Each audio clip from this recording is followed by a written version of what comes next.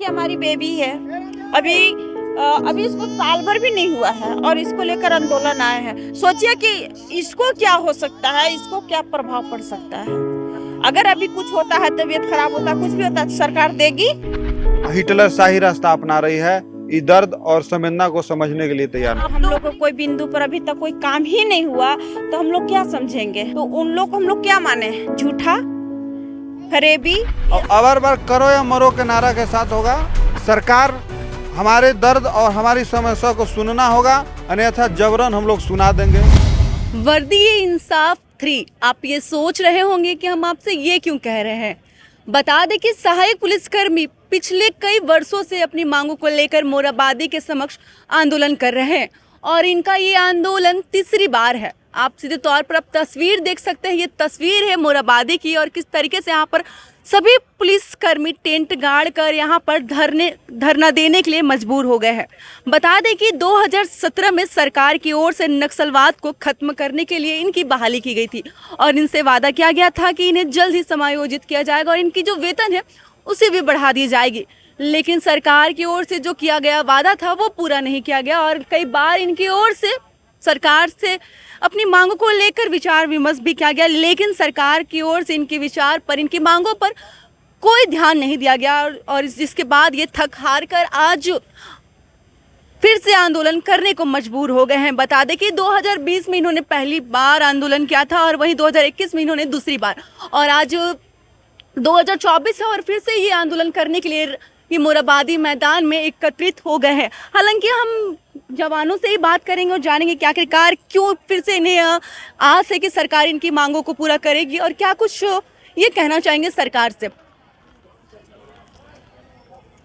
सरकार पिछले 2020 से 2024 तक केवल धोखा, झूठ, फरेब, विश्वासघात, गुमराह, पीठ में छुरा भोंकने का काम कर रही है। हमारा दर्द, हमारा मर्म समझने के लिए तैयार नहीं है। सरकार निरंकुश हो गई है, एकदम कठोर से कठोर हृदय वाली हो गई है। हिटलर शाही रास्ता अपना रही है। ये दर्द और संवेदना को समझने के लिए तैयार नहीं। आप लोगों को नहीं लगता है कि जो आप लोग ये आंदोलन का जो रास्ता अपना है ये आपकी जो मांग पूरा करने के लिए काफ़ी नहीं है? क्योंकि आपने कई बार आंदोलन किया है लेकिन आपकी मांगों को विचार नहीं किया गया। हर बार आप लोगों को आश्वासन ही दिया गया है। क्या कहेंगे इस पे आप? यही तो कह रहे कि नीति और नियत में खोट है। हमारा काम है लोकतांत्रिक प्रक्रिया से सत्ता तक आवाज पहुंचाना। दोबारा आप लोगों की आवाज़ सरकार तक नहीं जा रही है। सरकार तक जा रही है, इसीलिए आश्वासन मिला, आया, सहमति बना। आश्वासन ही मिल रहा है ना। हाँ, केवल आश्वासन मिल रहा है, इस बात का तकलीफ है। तो उनका नीति नियत खराब है और अवर बार करो या मरो के नारा के साथ होगा। या तो सरकार हमारे दर्द और हमारी समस्या को सुनना होगा, अन्यथा जबरन हम लोग सुना देंगे। कैसे सुनाया जाएगा उस समय के साथ आपको बताएंगे। आपने अपनी मांगों को लेकर लाठियां भी खाई है। अब सरकार के यही तमन्ना है कि पुलिस को ही पुलिस से मरवाओ, पुलिस को पुलिस से पिटवाओ और नक्सली को सम्मान करो, उसको अच्छा फैसिलिटी दो, उसको हीरो बना के प्रमोट करो, उसको पुलिस का ब्रांड एम्बेसडर बनाओ। सरकार की ये नीति है, लेकिन यह ज़्यादा दिन चलने वाली नहीं है। समाज और देश सब जानता है। उनको इस दर्द को, इस ज़मीनी हकीकत को समझना होगा। तो सुना आपने, ये इनका भी कहना है कि अब सरकार चाहती है कि नक्सलवाद को बढ़ावा दे और पुलिस को ही पुलिस से मार खिलवाए। हालांकि और भी यहाँ पर सहायक पुलिसकर्मी, इनसे भी बात करते हैं। क्या कहेंगे, कब तक इसी तरीके से धरने पर बैठे रहेंगे? आपकी मांग क्या है? जब तक सरकार तक हमारी बात न मान ली जाती है तब तक हमारी आंदोलन अनिश्चितकालीन तक चलेगी।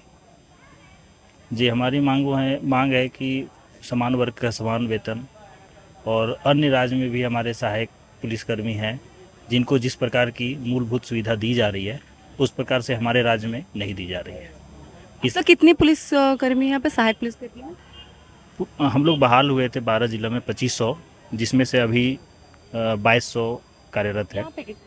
2200। कई ऐसे सहायक पुलिसकर्मी थे जो इस आंदोलन का हिस्सा थे लेकिन वो आत्महत्या कर लिए, जिसमें आप बैनर में भी देख रहे होंगे कि 12 हमारे भाई बंधु शहीद हुए हैं और जिनका बैनर तले है हमारे पास अभी, और 12 शहीद हुए हैं और आर्थिक के कारण, आर्थिक स्थिति मंदी के कारण आत्महत्या कर दिया।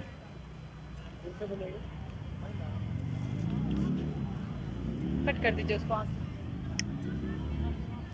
ये देखिए छीनेगी। कोई बात नहीं। पूनम जी, जब आप लोग पहला आंदोलन कर रहे थे तो आप उस समय अनमैरिड थे और इतना ये आंदोलन इतना लंबा हो गया कि अब आपके साथ एक छोटी सी बेटी है, लेकिन जो आप लोग की मांग है वो पूरी नहीं होगी, तो क्या कहेंगे इसके लिए आप? हम लोग देखिए फर्स्ट आंदोलन किए थे तो उसमें भी हम लोग को मतलब एक अथी मिला हुआ था आश्वासन कि हो जाएगा तो उसमें भी हम लोग आंदोलन ये चले गए। तो समय रुका हुआ नहीं रहता है ना, मान ली सरकार का प्रक्रिया रुका हुआ है, समय तो नहीं रुका हुआ है। तो उस समय हम लोग आंदोलन को हम लोग ये करके चले गए। फिर सेकेंड में हुआ तो बंधु तिर्की दादा आए, वो हम लोग को लिख दिए, वो भी बोल रहे हैं कि 15 दिन महीना दिन में आप लोग का काम हो जाएगा। इसके बाद वो भी नहीं हुआ। अब तीसरा आंदोलन में हम लोग आए हैं तो तीसरा आंदोलन ऐसा अब नहीं होगा जो बार बार का जो होता है ना, एक बलगला कर मतलब भेज देना और हम लोग को कोई बिंदु पर अभी तक कोई काम ही नहीं हुआ तो हम लोग क्या समझेंगे एक बलगलाना। तो उन लोग को हम लोग क्या माने, झूठा फरेबी, या सरकार ही जब फरेबी की बात हो रहा है तो हम लोग क्या कर सकते हैं। आप बोल रहे हैं कि सरकार फरेबी है, झूठा है, लेकिन फिर भी आप लोग फिर से आए हुए आंदोलन करने, तो क्या लगता है कि जो झूठी सरकार है वो आप लोग की मांग पूरी करेगी? वो करना ही होगा, उनको जैसे भी करना है करना ही होगा। इस बार आर पार का होगा, या तो फिर वर्दी रहेगी या तो फिर सहायक पुलिस रहेगी, ये दो चीज़ में से कुछ एक ही रहेगा। काफ़ी संख्या में महिलाएं भी हैं और जिस तरीके से आप भी इस आंदोलन का हिस्सा है, तो आप लोग घर से भी काफ़ी परेशानी होती है। जिस तरीके से देखा जाए आपकी छोटी बच्ची है, छोटी बच्ची को आप यहाँ पर लेकर आए हैं और बरसात का मौसम में कई तरह की बीमारियाँ भी हो सकती है। ये चीज़ सरकार को नहीं दिख रहा है ना। देखिए भूखमारी में इंसान कुछ भी कर सकता है। पहला नंबर तो हम लोग को 10,000 वेतन था, 10,000 में आप सोचिए कि हम लोग 7-8 साल कैसे हम लोग रहे। अभी आप लोग कितना वेतन? हम लोग को 10,000 है, जिसमें हम लोग के एक रुपया का वृद्धि नहीं हुआ है। हम लोग 2 बार आंदोलन किए, 1 रुपया का भी नहीं हुआ, ना कुछ हुआ। ठीक है, तो हम लोग क्या करें, हम लोग एक क्या बोलते हैं, एक कुल्ली होता है, उसको भी 400-500 रुपया रोजाना मिलता है। और हम लोग को सोच लीजिए, हम लोग का ना बढ़ंतरी है ना कुछ है, कुछ भी नहीं, जहाँ है वहीं है। बस नौकर की तरह तुम लोग एक लेबर खरीद लिया है, कुल्ली, वो काम करते रहो। तो अब सरकार से क्या चाहते हैं आगे? अब सरकार से हम लोग को यही मांग है कि हम लोग बच्चा लेकर बहुत कठिनाई के मतलब गुजरते हुए, एक तो हम लोग नक्सल प्रभावित क्षेत्र से आते हैं और हम लोग को जिस इस तरीक़ा से सुनते हैं ना नक्सल लोग, तो उन लोग भी ज़्यादा प्रभावित होकर ये करते हैं। तो हम लोग को सरकार से ही मांग है कि हम लोग को जल्द से जल्द मांग को पूरी करे, और नहीं तो फिर वर्दी अपना ले और हम लोग के टाटा और बाय बाय कर दे। कुछ दो चीज़ में से एक चीज़ करे। इस तरीक़ा से बीच में उलझा कर, बीच नाव में डुबा कर मुआर, ये चीज़ नहीं अच्छा रहेगा और न चलने देंगे। अब हम लोग मान सम्मान के लिए क्या कहना चाहेंगे? जिस तरीके से देखा जा रहा है कि सरकार आप लोगों के मान सम्मान भी नहीं कर रही है और कहा गया था कि जिला पुलिसकर्मियों में आप लोगों को समायोजित कर दिया जाएगा, लेकिन हम तो बोले कि हमारे सरकार ही झूठ है, झूठ के अलावा वो करते क्या हैं? अभी तक उन्होंने किया क्या? अभी तक उन्होंने किया क्या? ठीक है, बोलते हैं कि हम लोग को पिछले सरकार ने हम लोग को बहाली कर दी। ठीक है, आप सरकार बने, आप उस कुर्सी पर बैठे, आप तो जीतने से पहले बहुत बड़ा बड़ा लंबा लंबा फेंकते थे, बेरोजगार को रोजगार दे देंगे, युवा लोग को हम इतना रोजगार देंगे कि उन लोग मतलब इतना व्यस्त हो जाएगा कि कुछ करने को उन लोग को टाइम ही नहीं मिलेगा। तो क्या रोजगार गया, कहाँ चला गया उनका रोजगार? तो जिसका रोजगार उसको भी तो छीन रहे हैं वो। अभी हम लोग को ठीक है, पिछला सरकार हम लोग को बहाल किया तो वो चले गए, तो ये है ना, ये सुधारे। जब कोई ऐसा बीमारी का दवाई आज तक नहीं हुआ, सब चीज़ का दवाई है, तो जब हम लोग का नियमावली गलत बना तो अभी तक इनको सुधारे क्यों नहीं?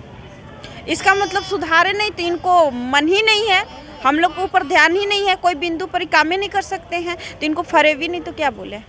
तो ये आप लोग का आंदोलन है वो शांति तरीके से होगा या फिर कुछ उग्र होगा आप लोग की तरफ से? नहीं होगा, हम लोग राजभवन घेराव करेंगे, हम लोग आवास, सीएम सर का आवास घेराव करेंगे, या तो हम लोग रहे या ख़त्म हो जाए। अब ये गोली भी चलाना होगा, जो करना होगा वो कर सकते हैं। अब उसके लिए भी हम लोग तैयार हो गए हैं। क्या नाम है आपका? मेरा नाम पूनम है। तो आपने देखा छोटी सी बच्ची को लेकर ये इस आंदोलन का हिस्सा होने आई है और जिस तरीके से इन्होंने आप देख सकते हैं, इसमें देखने की बात है। हमारा मीडिया भैया बहन लोग चला रहे हैं तो उन लोग वो चीज़ तो सरकार दिख रहा होगा ना कि हम लोग छोटा छोटा बच्चा लेकर तिरपाल लेकर, सोचिए ना यहाँ क्या चीज़ का सुविधा है, कोई चीज़ का है। देखिए हमारी बेबी है, अभी इसको साल भर भी नहीं हुआ है और इसको लेकर आंदोलन आए हैं। सोचिए कि इसको क्या हो सकता है, इसको क्या प्रभाव पड़ सकता है।